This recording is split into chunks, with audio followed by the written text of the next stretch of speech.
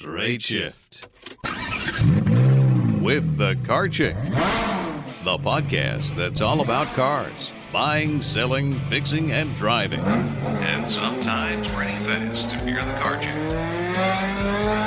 Now, here she is. Welcome, everyone, to another episode of The Straight Shift. We are headed into spring, which means two things. Number one, it's raining. And it's been raining, I think, nearly every day for the past 2 months. I swear, any day now, somebody is going to call me and ask help buying an ARC. We seriously need one. But the other thing it means is that we're heading into what I like to call cheap used car buying season. I call it that because traditionally around March, April, even into early May, a lot of people will choose to use their tax refund to purchase an inexpensive used car, either for themselves or perhaps for their teenager.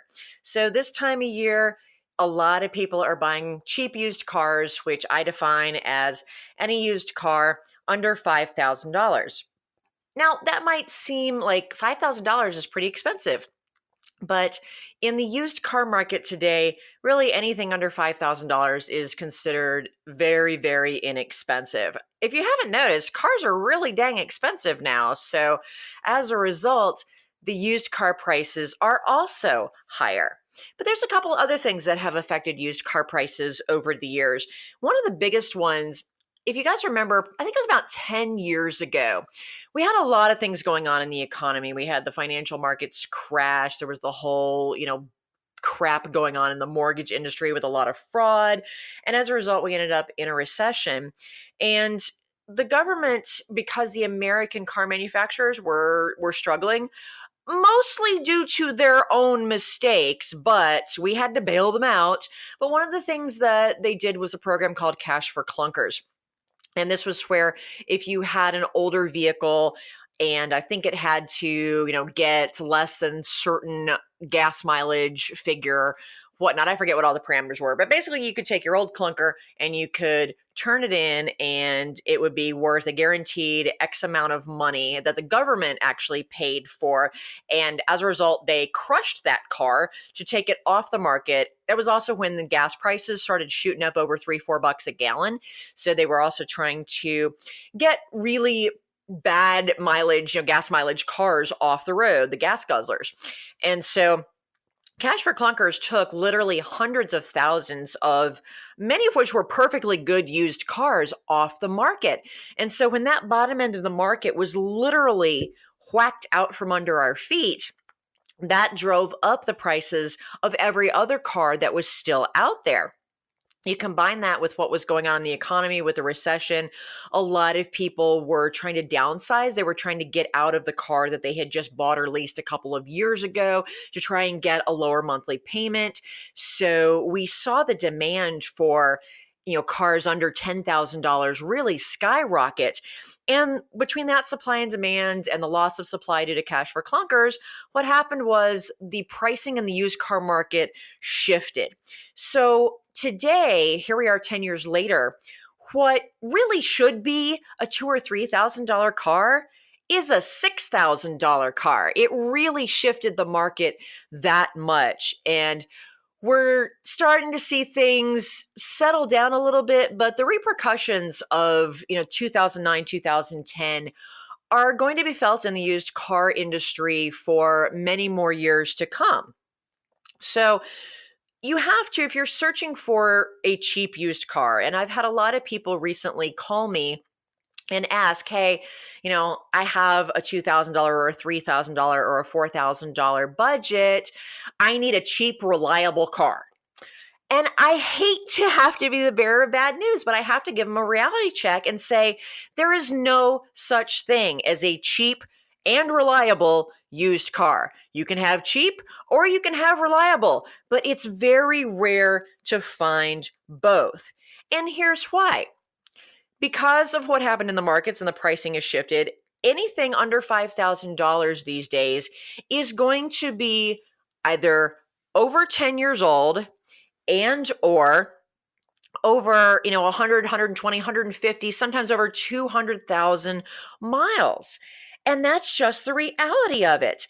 And when vehicles are that old, when they have that many miles on them, there's going to be stuff wrong with them. Now, depending on the make and model and depending on whether or not you're looking for a car or an SUV or a truck or a van, prices are going to vary. Obviously, smaller cars are going to be cheaper than SUVs. If you're looking for, a $2,000 or $3,000 SUV, it's going to have a lot higher miles than if you're looking for a $2,000 or $3,000, little EconoBox sedan. And it also varies, by make and model. Some cars hold their value more than others, but the reality is nothing you find in that price range is going to be perfect. People have these unrealistic expectations that they can buy a $2,000 car and have it have zero issues. Like they're going to just drive it home and it's not going to need anything. But the reality is, it's going to need at least a few hundred, if not a few $1,000s worth of maintenance and repairs to make it reliable. So when you're shopping for a cheap used car, under $5,000, $6,000, your goal is to find the least crappy car that you can find, one that has been well maintained, but probably still needs some stuff that you can then put a little bit more money into to bring those maintenance and repairs up to date so that at least today it is a reliable car. So many people talk about trying to find, that little old lady car, the car that grandma drove on Sundays and it has low miles. It might be a little bit older, but she didn't drive it very much and she took good care of it, and it's still this great car, but grandma passed away and her family is now getting rid of her car and they're just selling it cheap so they can get rid of it. And there was a time when that was true, and you might still find one of those diamonds in the rough, but the reality is they are few and far between today because people are getting smarter and they're realizing that, even if the car is a little bit older, if it's got low miles, if it's been well maintained and it does run really well, it's worth more money. And people are getting smarter and they are going out there before they list the car on Craigslist or wherever. They're looking at other car values and realizing, oh, okay, wait a minute, CarMax only said they were going to give me $500 for this, but, or a dealership was going to only give them $500 or $1,000, but these cars are actually selling, for $3,000 or $4,000 because they run. So if you do find something that has lower miles and is reliable, you're going to find a price tag that's a little bit higher as well. So, you just have to be realistic and know that anything that you find is going to need some work. Now, the types of things that it's going to need are going to depend on how well it's been maintained, how old it is, how many miles are on it, and what kind of vehicle it is to begin with. You may want to go back, if you haven't listened to my podcast, episode 16 of The Straight Shift, What to Expect as Your Car Ages. That's actually a good podcast to listen to that tells you, at a certain age and a certain mileage, what are the things that typically start to go wrong and require maintenance and repairs? That will give you an idea of what to expect in a used car that you are considering purchasing that is of that age and mileage, because just like humans, as cars get older, they just, that things go wrong. So be realistic in those expectations. You might see things like, seals and gaskets, any of the rubber parts. Rubber has a shelf life. As it ages, it dries out and it cracks, and that's when your seals and gaskets start to leak. So a car, 7+ years old may have some leaks to it, or leaks could be coming any day now. If it's not leaking today, it might be leaking tomorrow. That's just a reality of a car that's over 7 years old.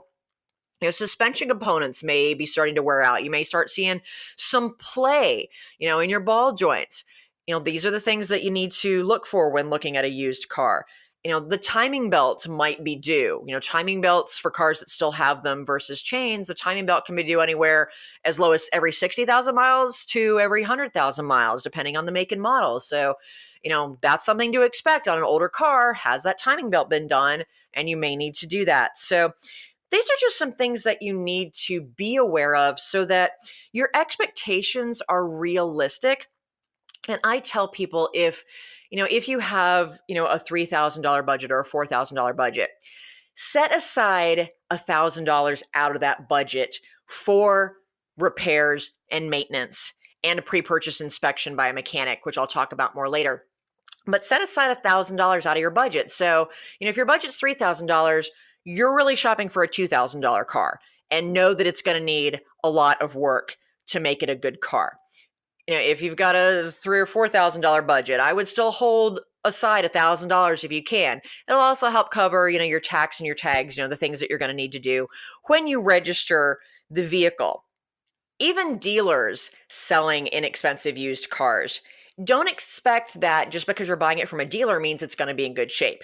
Dealers that work in that price range are kind of in a tough situation because they had to buy the car really cheap, and then they have to mark it up so that they make a profit because, they're a business, not a charity.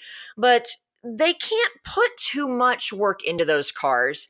If they're in a state that has inspections like, say, North Carolina, not that North Carolina inspections are great, but they're better than nothing. The wheel can't be falling off and the cords can't be showing through on the tires, but other than that, it's not much. But, they have to make sure the vehicle passes North Carolina inspection. And some of your cheaper dealers, are a little wishy-washy on the inspections depending on who does it. But, like South Carolina where I live, there are no state inspections. So, literally you can buy something that is totally falling apart and it doesn't matter. You can still register it. And so, be careful depending on what state you're in, but the dealers they can't put too much money in these cars because if they do, they'll add too much to what they have sunk into the car, and then they have to sell it at a higher price, but they can't sell it at that higher price because now they're competing against everybody else selling similar cars that's not doing anything. So it's just, kind of a rock and a hard place for them.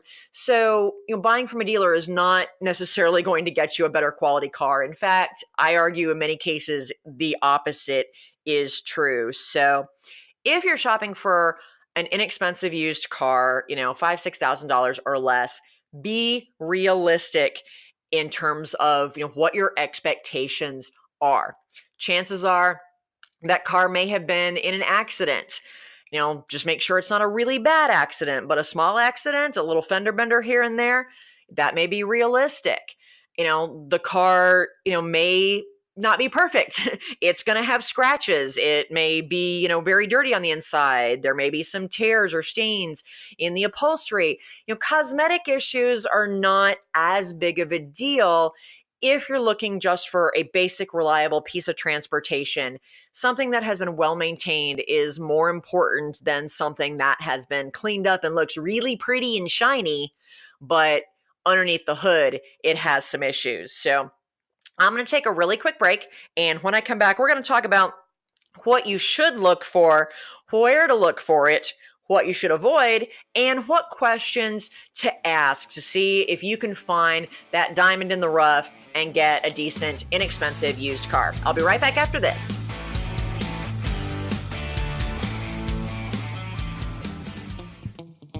Do you hate car shopping? Do you worry about being taken advantage of, or about finding the right car at a fair price? Buying a car can be a frustrating and time-consuming experience. But what if you could get a great deal without having to do a ton of research, without having to haggle, and without the fear of buying a lemon? You can. As your personal car shopper, the Car Chick will help you pick the perfect car based on your unique lifestyle, budget, and personality. She'll handle all of the legwork and negotiating for you. All you have to do is sign the papers and take the keys. It's that easy. To learn how the Car Chick can save you time, money, and hassle on your next car purchase, give us a call at 888-575-2138. That's 888-575-2138. Or visit us on the web at thecarchick.com. Ah, the Car Chick is back for more Straight Shift. Welcome back to the Straight Shift. We are talking about buying cheap used cars, anything kind of under that $5,000 or $6,000 price range, and why it's extra challenging to find anything decent in that range. So let's talk about what to look for, what not to look for, where to find it, what questions to ask, so that you can weed through all the crap that's out there. Because let me tell you, there's a lot of crap out there, and you need to be able to weed through that to find those gems that have been well cared for, that you can still get at a good price, put a little more money into it to bring it up to snuff, and have yourself a reasonably reliable, inexpensive car. I said before the break not to bother with the dealers. If you're kind of in that $5,000 to $6,000 range, there's some dealers that do a decent job in that price range. Not many, but there are a few.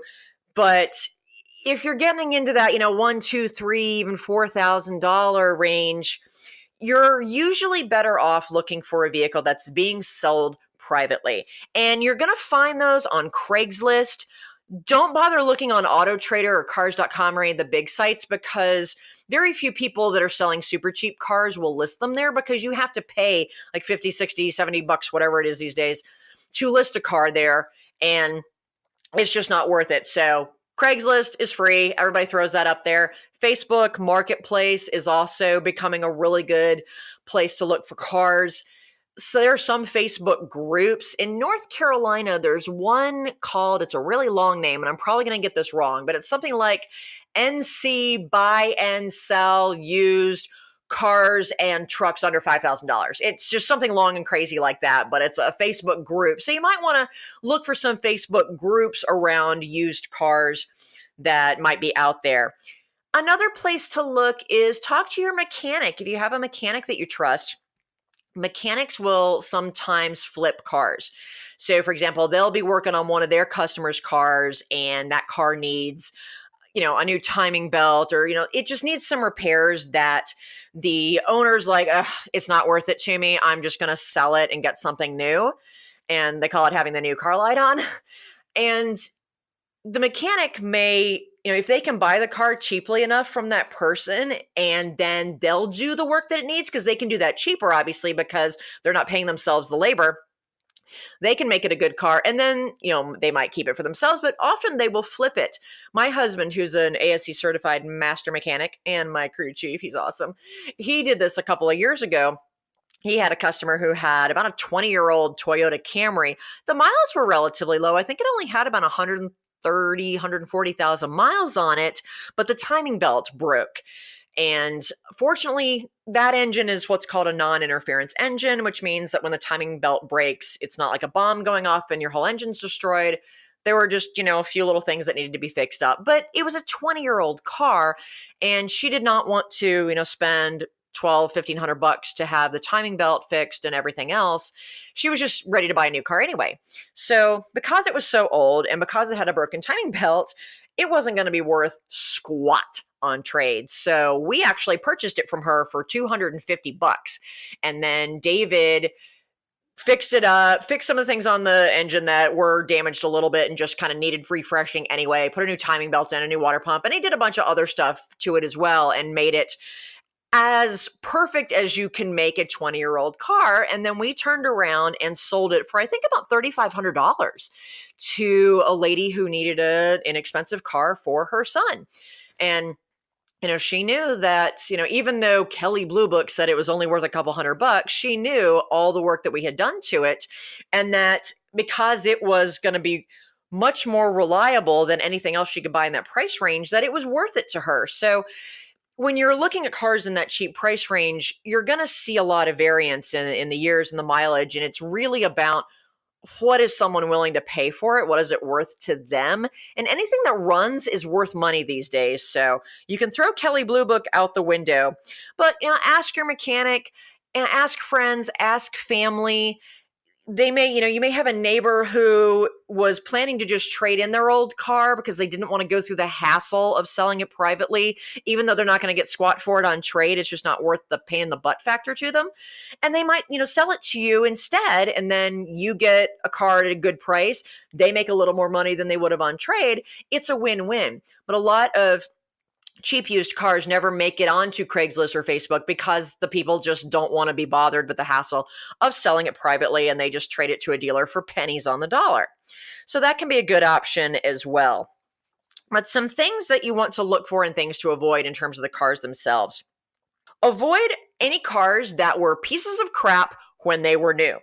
I am looking at you PT Cruiser and you Chevy Aveo and you Jeep Renegade. There's a whole list of cars that were just bad to begin with, and you can see some of those or hear about some of those. I believe it was episode 20 of The Straight Shift. I did a podcast on the worst used cars in America. So any cars on that list that I give you in that podcast, just don't even bother looking at them.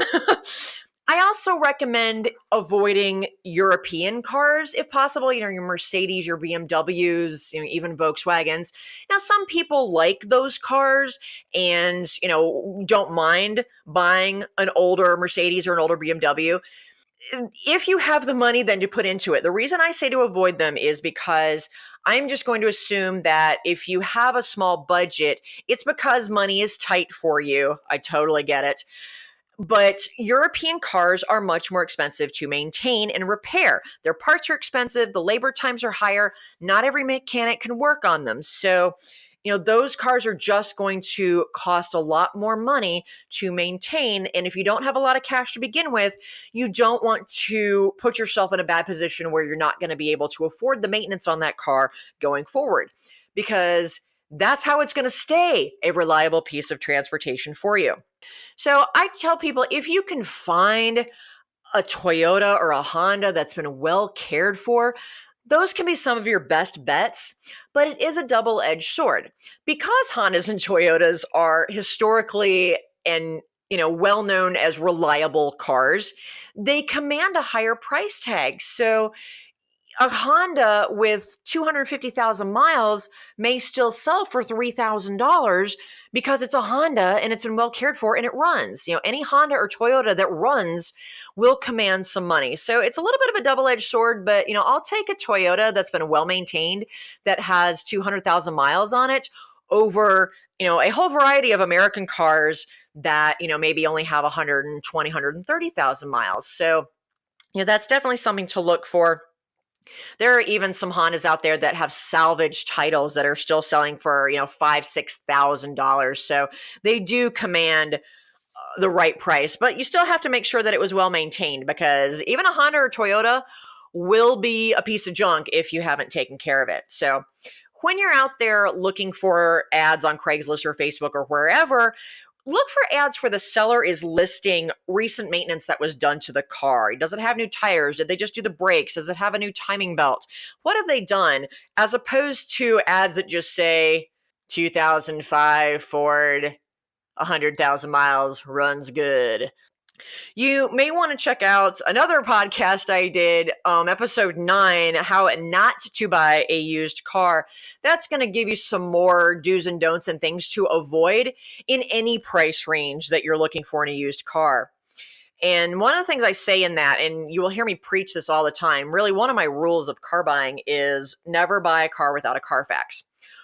Well, folks, here is going to be the exception to that rule. I'm going to backpedal a little bit, because in this price range, when you're only talking about spending, $2,000, $3,000, $4,000, $5,000 on a used car, the Carfax report is actually the last thing that you should worry about. You may want to pull one at the very end before you sign papers just to make sure there's not a title problem.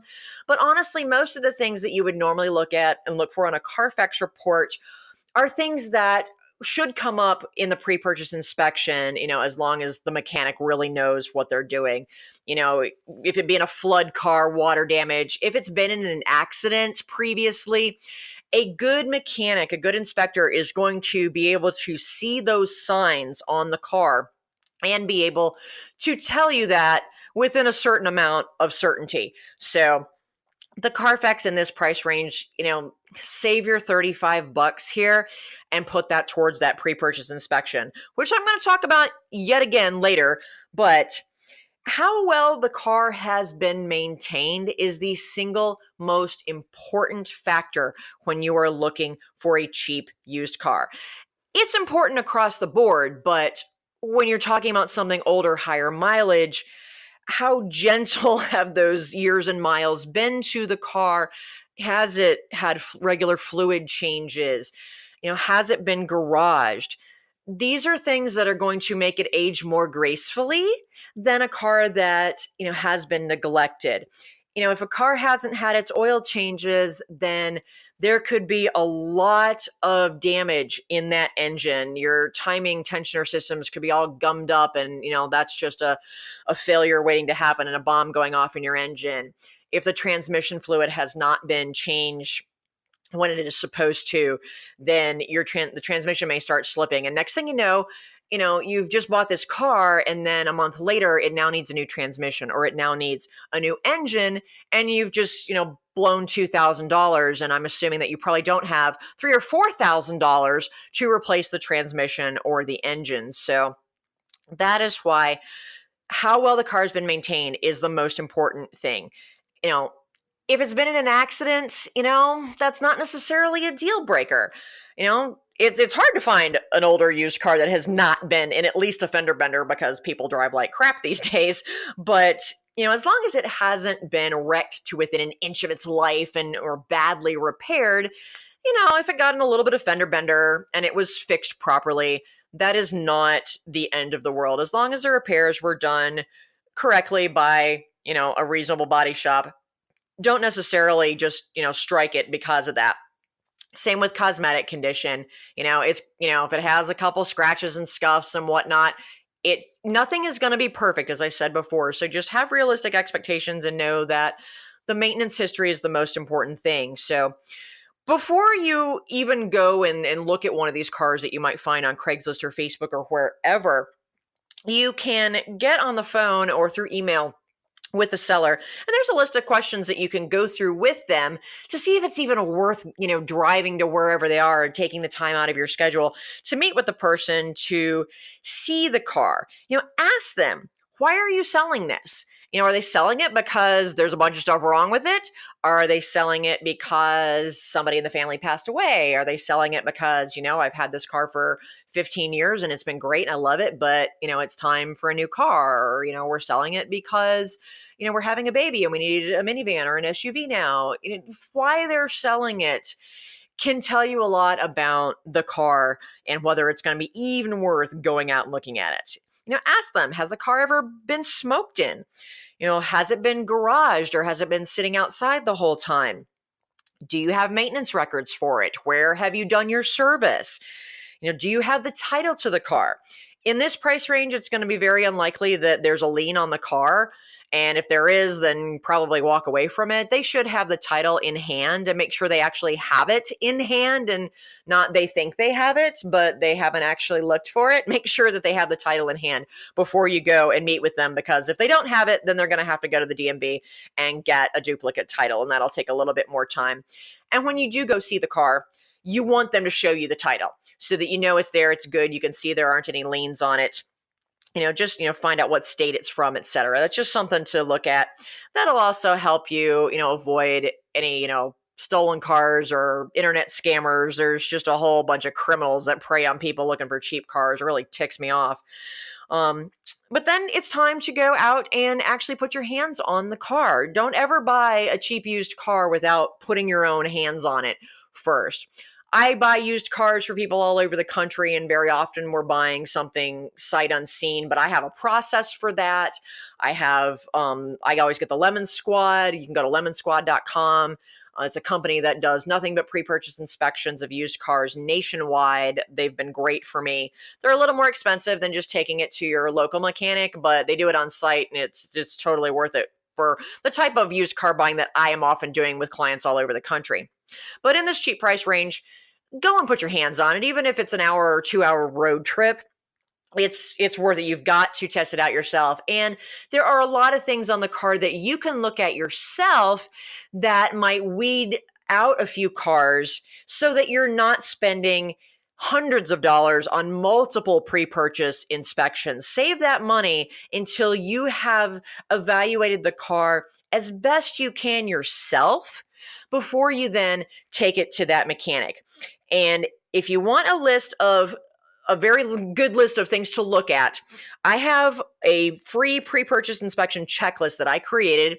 It is not a substitute for actually going to a mechanic and having a mechanic look it over, but it'll give you a bunch of things to look at when you're touching the car yourself before you decide if it's worth paying that $65 to $100 for a pre-purchase inspection by that mechanic.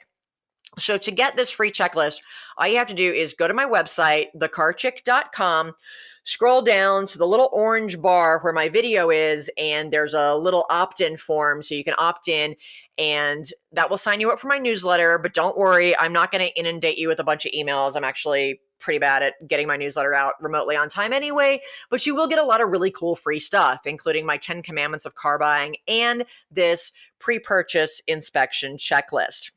It goes over, things that you should look at on the outside of the car, things that you should look at on the inside of the car, how to test all of the features of the car, from the radio to the power windows to the navigation system, if there is one, to the windshield wipers. There's a whole list. I think that checklist ended up being about 3, maybe even 4 pages. So there's a lot of stuff there. And those are things that you can test out yourself to find out how well the car operates before you get a mechanic in there to start really tearing under the hood and looking at stuff.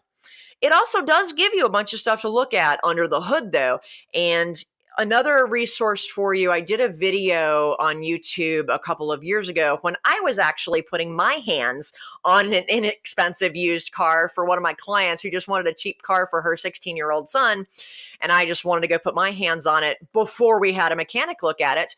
And while I was doing that, I'm like, this would make a good video. So my husband got out his cell phone and just started recording me. So you can find that at my YouTube channel. You can go to carchick-tv.com. That URL will actually take you directly to my YouTube channel, or just go to YouTube and search for The Car Chick.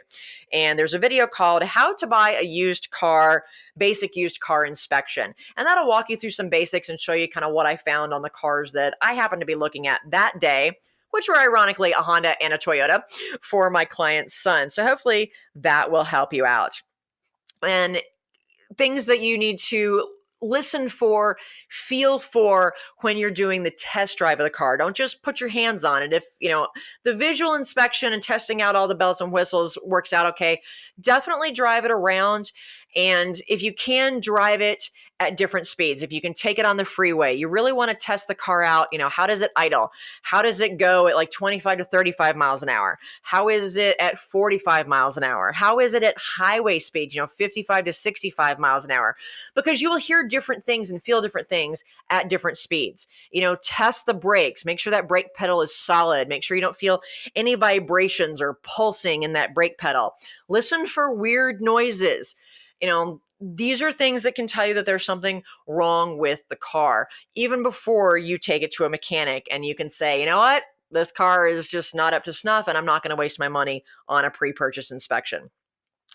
But let's assume that the test drive went well. It looks like a good car. You think it's a good car. Still take it to that mechanic and get a pre-purchase inspection.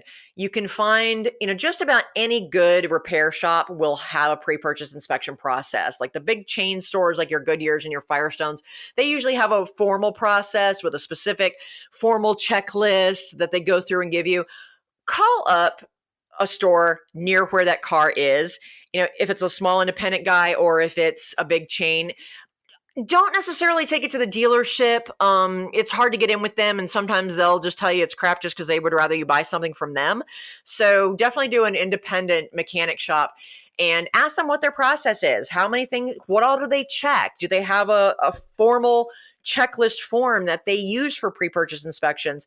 And how much is it going to cost? Like I said, you can expect anywhere from $65 to $100 for a pre-purchase inspection, depending on where you live and how thorough that inspection is. If you want to get the Lemon Squad to come out, they'll come out to where the car is. They do the inspection on site.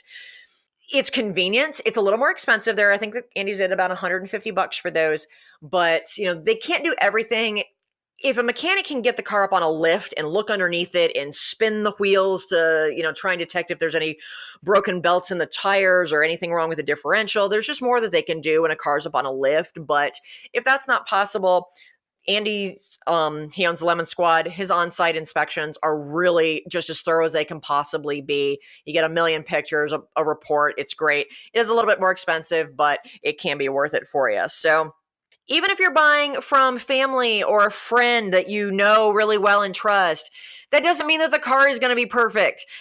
Still get that pre-purchase inspection, because they may not know that the car needs some work to it because they haven't noticed or they haven't heard that noise or their mechanic just didn't tell them.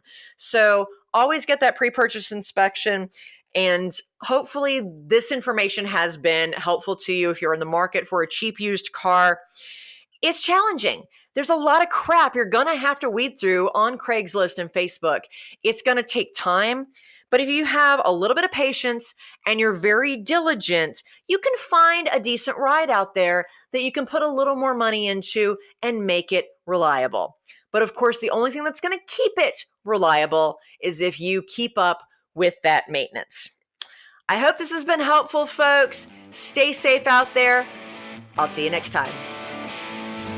The Straight Shift Podcast is copyright Leanne Shattuck, The Car Chick, 2017. All views expressed by guest and or co-hosts are those of the guest and or co-hosts, and not necessarily those of Leanne Shattuck or The Car Chick.